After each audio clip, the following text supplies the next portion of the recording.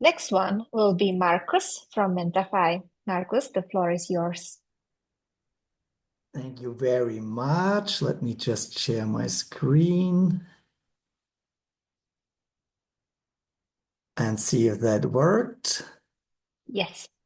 Yes, you see a big MENTAFY, ENAI Startup Fair logo. Okay, well, thank you very much for having me today, and thank you, Maraj, for all the great presentations we already had.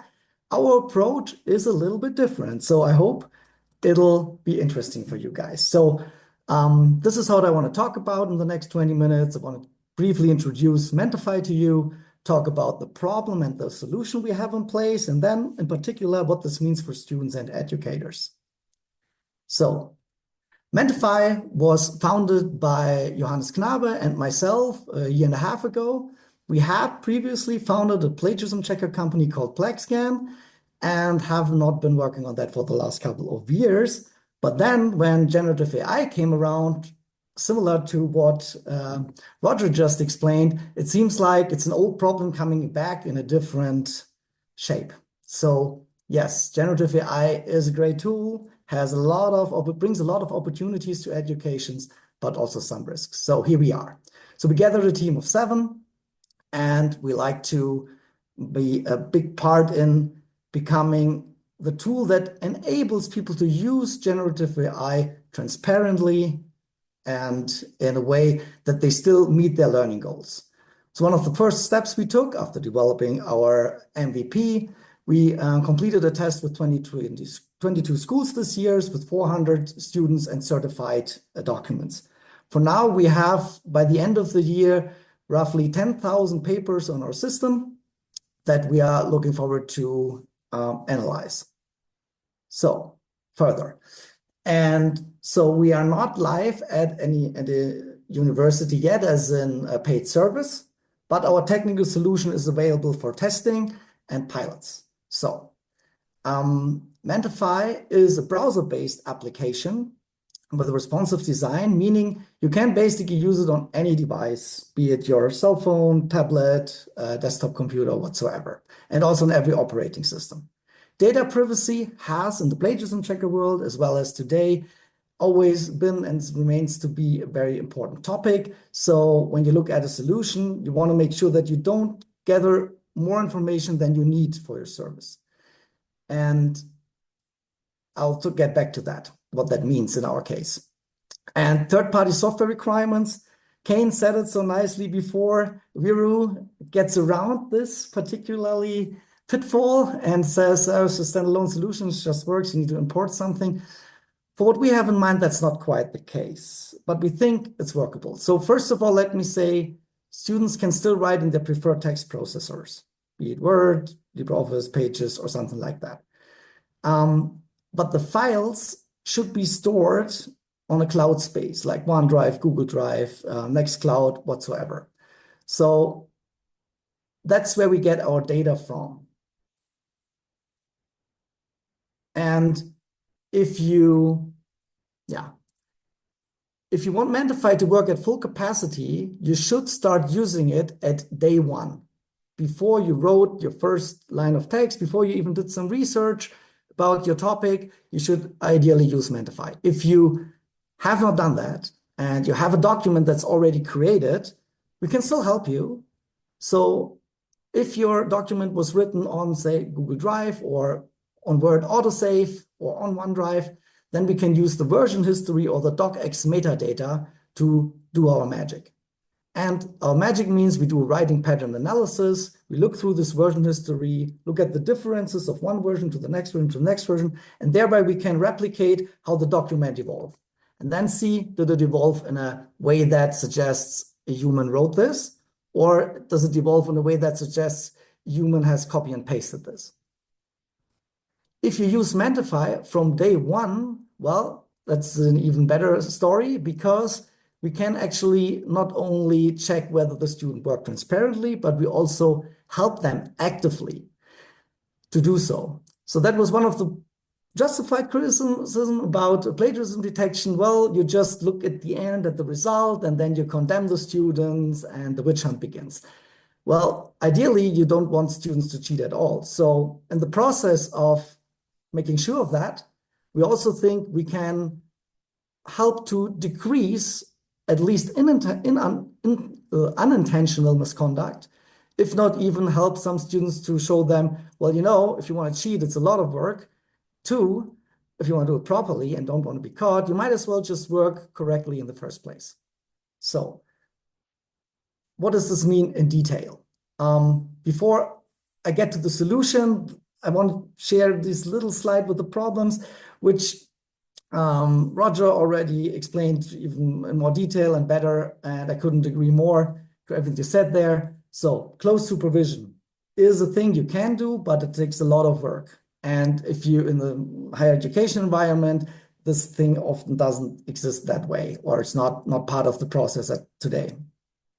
AI detection software has come out quite fast after the release of ChatGPT 3.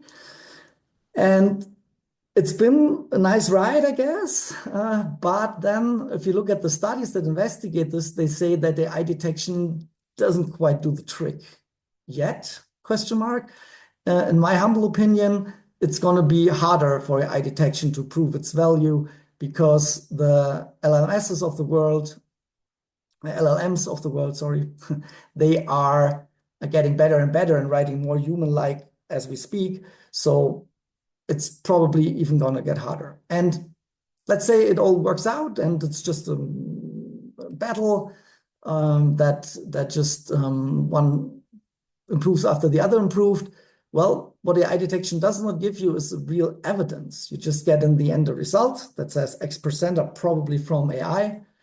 And the nicest example of this I always like to quote here is that the American Institution in its original form was uploaded to AI detection tool, and then that said 97% of that are AI generated. Yeah, well, that's of course a drastic example, and it won't happen like that in real student cases, but still it illustrates the problem. Lastly, we could also prohibit the use of AI, which in some cases, I would say makes sense. It's a didactic pedagogical decision to make. But even if you do that, you'd have to control the environment and or just still be able to show whether this actually happened or whether there was some cheating. So our solution is we give guided supervision to the student. We build up a research environment, which is in particular important because we want to also give reports, give the student also the possibility to report on their research work, not only the writing. And lastly, we want to make sure that AI is used transparently as well as any other sort for that matter, be it a citation that was plagiarism until it was cited, etc. Okay. How are the students supported? I will quickly go through these slides. So in the recording, you could press stop and read everything slowly. So first, there's a little project management tool when you start your writing project. It gives you a calendar, gives you a task list. Those tasks you can give yourself, or they come with the project template from your university or school. Then writing particularly happens in different phases, right? First, there's an ideation phase, then there's research phase, you start the writing, and in the end, you wrap up, do the final formatting, and submit. For each and every phase, you have different things to look for. And we, in collaboration with the school, can put all this information right at hand into the writing project management system. Further, we have some AI tools. I'm going to use one here. That's a topic finder. I mean, it's nothing spectacular. If you think about it, you could ask GPT yourself, but we help students and guide them a little bit of what the question should look like and or what does GPT know to give you a good topic? Like, what are your hobbies? What subjects are you mostly interested in? Are there some special guidelines or requirements from your university to follow, etc.? So thereby you can find your topic a little better. Then we have this research environment. First of all, you got to gather all your stuff somewhere. Well, you can do that on your folder, in your cloud system. You can do that on your local folder. In any case, sometimes universities or schools will ask you to also, particularly these days, create a writing journal of some sort. So you should document how you have worked. So if you go through MENTAFY, you can add notes to everything you upload. You can prove that you uploaded all that stuff in time, etc. Then next you have a reading list. So what stuff you uploaded appears in the list. Then you can edit it. And if you want to be so diligent in that service, you can also just add the citations from there in different citation styles. As a third component, we allow you to do all that also on your mobile device. And that's particularly handy if you think about, hey, I have this idea and I want to take an audio note. And then you can do that and just speak it into your phone. You take a photo of something like a book that opens up before you. And you say, this is a note. And I have to remember that I have to read this book. You take a photo, it's there, and you have it documented. And what comes out of all that stuff with one click is your writing journal, which I will also show you in a little report soon enough. By the end, how that looks like. And yeah, academic writing, we give writing feedback live to students saying, hey, so you copied some text in there, which is per se no misconduct, it's totally fine in the first place. But then again, you want to do something with that. You want to cite it, you want to delete it again, etc. So whenever this happens, we tell the student, hey, maybe you want to take care of this, so it's not misconduct. And then to cite AI correctly, which in the scenario where we say working with AI is okay, but you need to tell us transparently, where did you use it? The suggestion that's flying around as well, if you have a part, a text passage, paragraph where you've done this, you should, just like you would cite a source, also cite I used ChatGPT-4, I used Gemini, whatever to do this and that. And we help students a little bit by doing that. We have a little plugin for browsers that can take snapshots of websites, something you would also want a couple of years ago, but it also now will take a snapshot of your AI conversation and the prompting history that you have. And then if you share that, particularly as you do that, you can, as a student, prove your intellectual input to what AI came out with. So in some scenarios, I would say that you can put as much knowledge and intelligence in a prompt, or even more than in your own writing, and even prove that you thought about it in depth and everything. So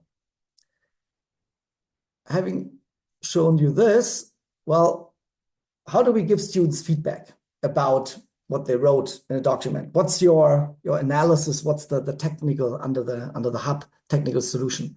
So the academic discipline is called digital forensics. And it's been also a subject, like others have reported, a science that's not so new. It's been around for a while. But nowadays, it's even more valuable because it helps us detect what the student is doing and recreate their thinking process to some degree. So you see a pattern here. It's just a colorful pattern to you.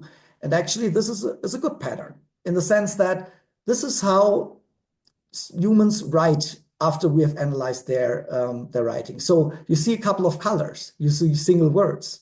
You see that there are breaks in here, like these vertical lines. And if you see something like that, that means this text has not been just copied. It has evolved. It got revisions. And people really thought about putting that together and assemble this text. So this pattern, good. Another pattern, very easy, just a single color. That's a copy and pasted text. So if you see big chunks of these, that's copied text. And where does this text come from? Could be that you took a note on a different system. Could be that you just want to cite this later. Could be that AI did it for you and you have a prompt history to prove that you have actually worked on this too intellectually. And then you would do that. Pattern 3, that's very similar to pattern 2, but here you use different shades of the same color. That means this text was created in one go, but copy typed rather than actually copied. But there was never a retraction here. There was never somebody going back and revising this text, which usually you would always do as a human. Or you take a break, drink a coffee, and you come back, and then a different color would start here. Okay, so other patterns we can look at is AI revised or paraphrasing. which I'm not going into more detail here today, but you will find all this information also on our website. Okay, so different writing patterns that we can check. Summary of benefits for the students. So students can prove that they work honestly. They do get additional support by our AI features, the project management and citation help. You have a whole structure. You put your document in, and your work. So you have a research environment, writing environment, etc. And there, ultimately, you have a safe use of AI. 91% are scared to use AI today. With MENTAFY, that wouldn't be necessary. All right, unless they want to cheat the system. Yeah, what do teachers receive in the end? And I will also click through my slides shortly, but then let's go and have a look at a true PDF report that we would give out. So first, we give the writing project overview, so we can tell you a little about how many resources were used, how much time was invested in creating this document, and what sort of feedback did the student get about citation and how did they resolve it. Secondly, the writing journal, already mentioned it. That's something the teacher can also review in order to find out whether somebody has really worked on this diligently. Did you create resources? Did you sit down? Did you think about what you do? And if you ask the student to reflect for this, MENTAFY helps them to structure this, A, and B, MENTAFY also makes sure that this is not being meddled with, right? Because if you have this assignment to create a writing journal, you could also just fake it and write it 2 days before you submit and just come up with something. That's not so possible, if not impossible, with MENTAFY, because we will track this at the day you enter the data, so you can't fake it. And lastly, there's different statistical analysis and data we can provide you with that provide you an insight in how the student work academically, like pedagogically, and learn something, give more tips, and see, well, you write very different than other students. Maybe you should try writing a bit faster. You should do more research, etc. So these are now data-based informed decisions and help you can provide to your students. And let's have a look at how this then can look in reality. So this is also available as a dynamic HTML site for you, but if you want to attach it to the document, this is the kind of item you would have in the end. So an overview page looks very similar to what I just showed you on the slide. Then you have a little bit of this information regarding, well, not a little bit. You have the most important overview information about possible fraud and misconduct, where you would say, well, 70% of the text were flagged. That's a lot. That much shouldn't be flagged, certainly not. And then you see how this breaks down. And then what you can also see here, well, the student actually categorized most of that flagged text and gave an explanation of why this was flagged, because it was a citation, it's AI generated. And if you allow AI generation, the student showed you here, it's AI generated. Maybe the 70% are even okay with you, depending on what level of AI usage you felt was right for this assignment. Okay. We scroll down, there's a lot of, well, that's that overview page again. There's a lot of different graphs. I'm not going into detail today. This is a very messy graph, but once you learn how to read it, it can be very insightful. Not sure if we want to show this to customers. It's an experimental stage yet, but mostly we will make sure that our system automatically interprets all these sequences and already gives you with provides you with an informed analyzed data set. Okay.